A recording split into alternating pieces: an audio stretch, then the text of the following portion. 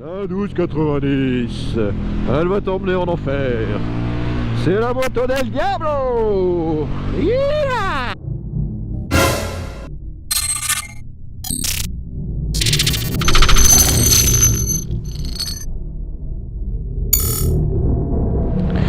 Et salut les amis, c'est Geoffroy. Bienvenue dans une nouvelle vidéo. Alors, vous voyez, on est encore sur une KTM. Mais aujourd'hui c'est pas n'importe quelle KTM, c'est The Beast, la bête comme ils l'appellent. C'est le test de la KTM Super Duke 1290. Vas-y, passe devant toi, je te dirai rien. Et oui, test de la 1290. On va éviter de passer comme un fou. Ouah, je suis haut. Ouah, je suis vachement haut par contre. Oui, très très haut, putain. Waouh. Bienvenue dans ce test. Alors, la 1290. Donc c'est une KTM modèle de 2018. Malgré son nom, c'est une 1301 cm3. Elle fait 177 chevaux, 195 kg, 141 Nm de couple et un réservoir de 18 litres. Une des motos les plus sportives en roadster qui existe.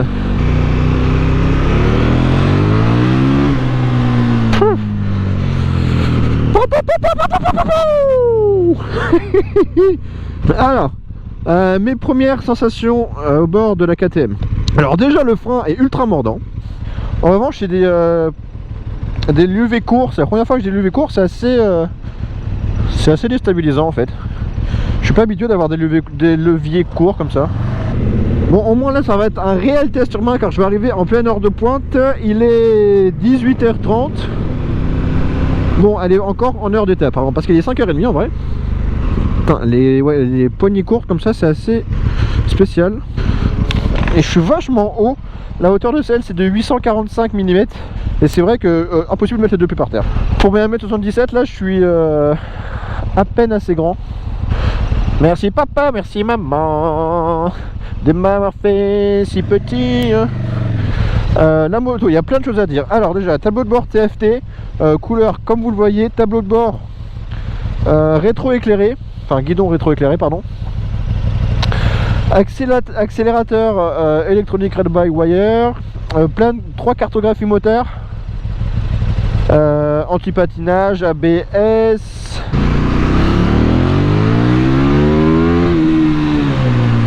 Shifter qui n'est pas d'origine, c'est en option.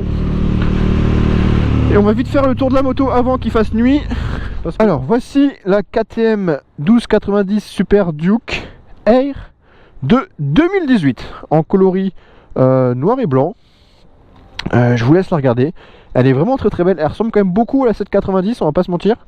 Bon après c'est normal, hein, c'est KTM. On va enlever les clignotants. Peut-être même enlever ça au final.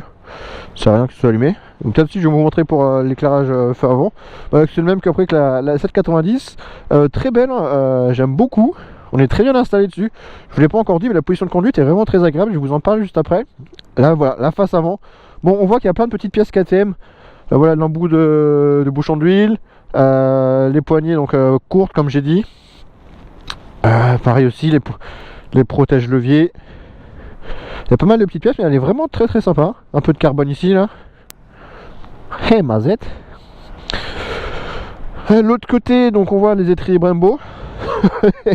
Tu m'étonnes que ça freine bien. Alors regardez-moi ces étriers. Tu m'étonnes que ça... Putain, un disque pas... Ouais, pas mal quand même.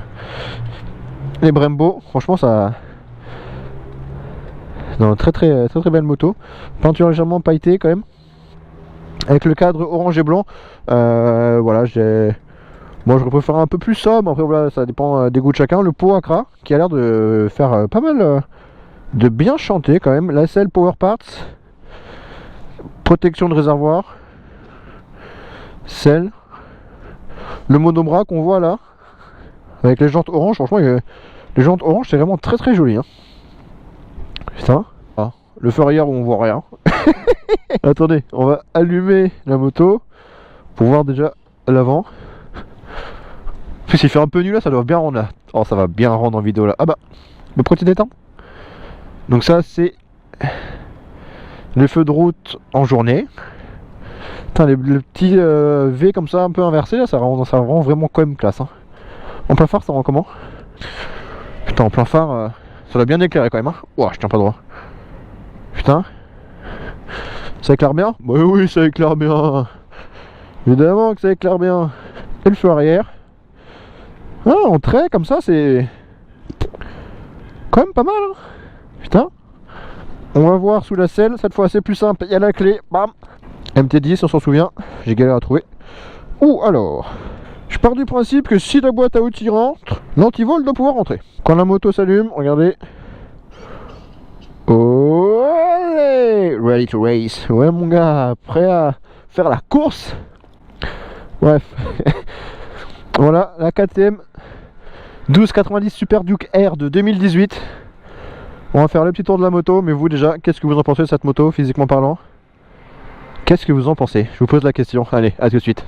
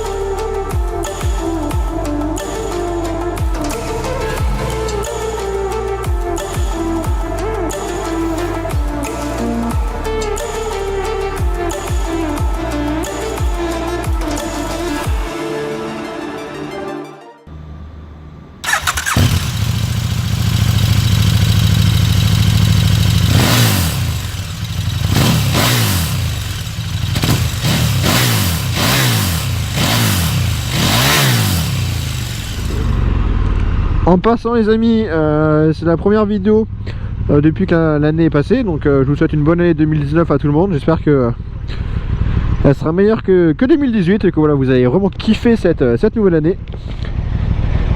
Moi, ma résolution de cette année, c'est de passer la deuxième plus souvent.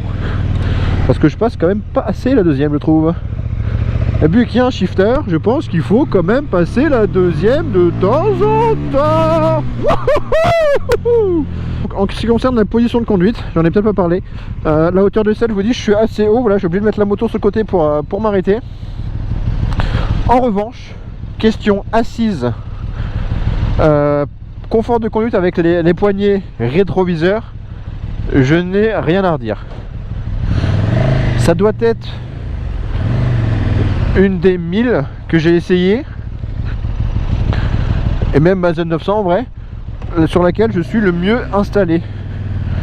Je suis vraiment très bien installé dessus, franchement. Regardez, enfin, vous savez, on a toujours ce petit réflexe à motard quand on est trop sur l'avant en moto, voilà, roadster sportif, de quand on roule parfois de se reculer pour se mettre droit. Vous savez, cette sensation de ah, j'ai mal au dos, vas-y je lâche les poignets, je me mets droit pour pouvoir conduire, enfin pour pouvoir être là, je suis bien, je suis droit, je suis à position que j'aime bien, bam, j'ai mes mains. Enfin, je suis la même position que lorsque j'ai envie de me détendre en fait. Putain, les gars, j'avais dit que cette année je passais la deuxième, regardez, je suis encore en première. Voilà. C'est pas possible ça. Les résolutions les gars, les résolutions là, où sont-elles? Bon, fuck les résolutions, vous savez quoi? Je repasse en première parce que j'arrive dans le super tunnel. Alors les résolutions elles vont se faire hein. Et moi je m'amuse sous le tunnel. Êtes-vous prêts? Ready to go. Wouhou.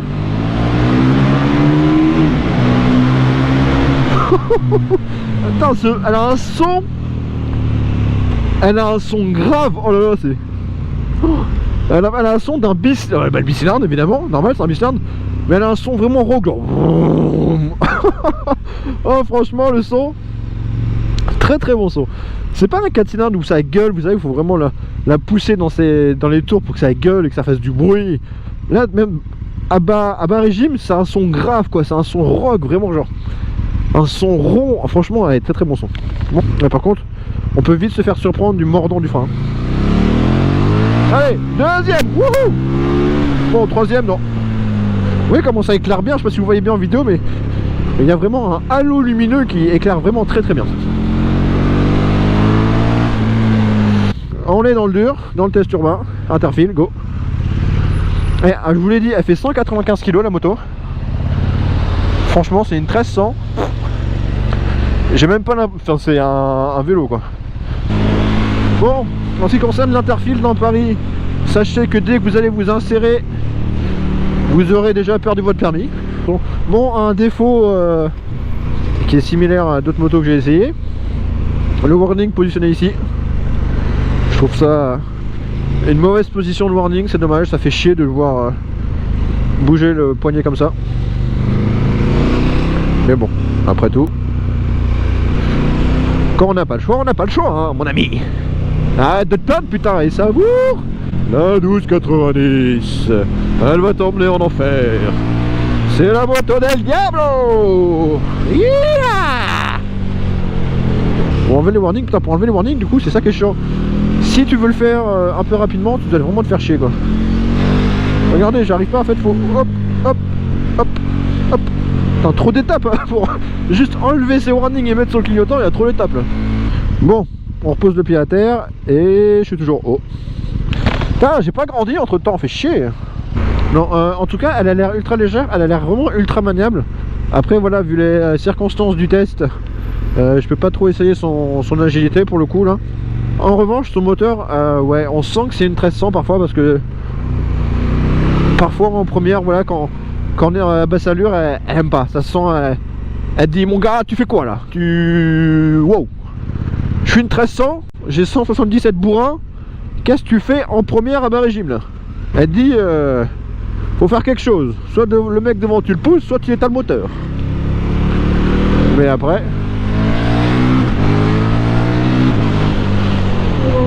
Oh là là, le frein! Mais oh, le frein! Oh, par contre, question freinage. Oh, ça envoie du lourd, hein. Ouais, j'avais une petite goutte au nez, je suis désolé. Il fait froid aussi, putain. Je vais voir là comment est le frein arrière. On prend un peu de vitesse. On regarde. Ah,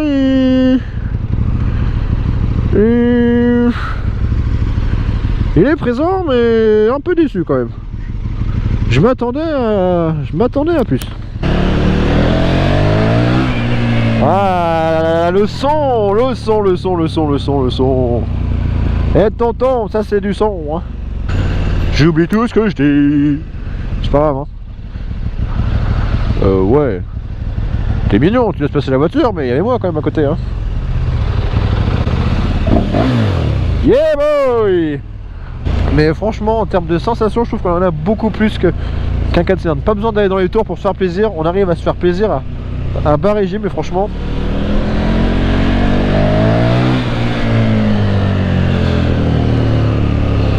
Franchement, c'est un gros point fort à ce type de moteur. Et je trouve que KTM, il n'y a rien à dire. Franchement, je suis d'accord, c'est des motos en termes de prix, voilà, ça coûte un peu cher.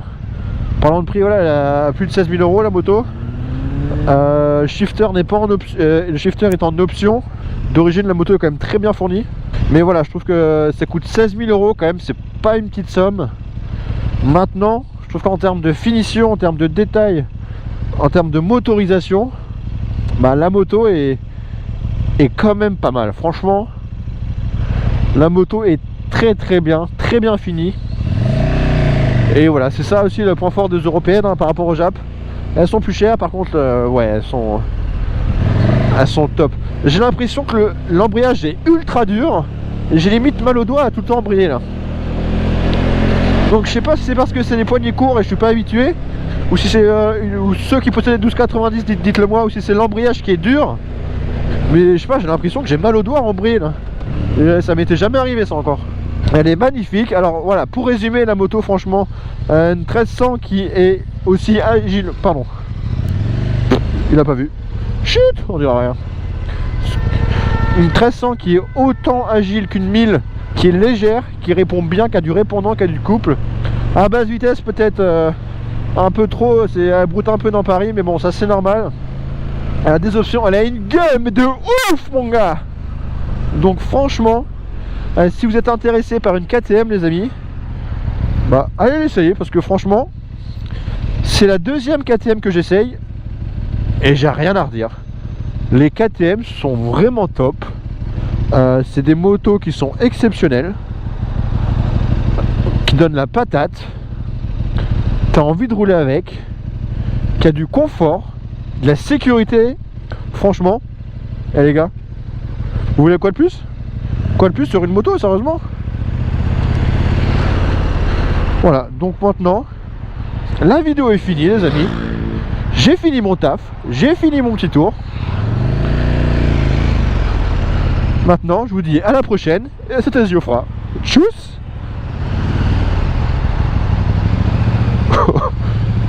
Je le fais peur ou quoi? Il a failli tomber. J'ai rien fait moi.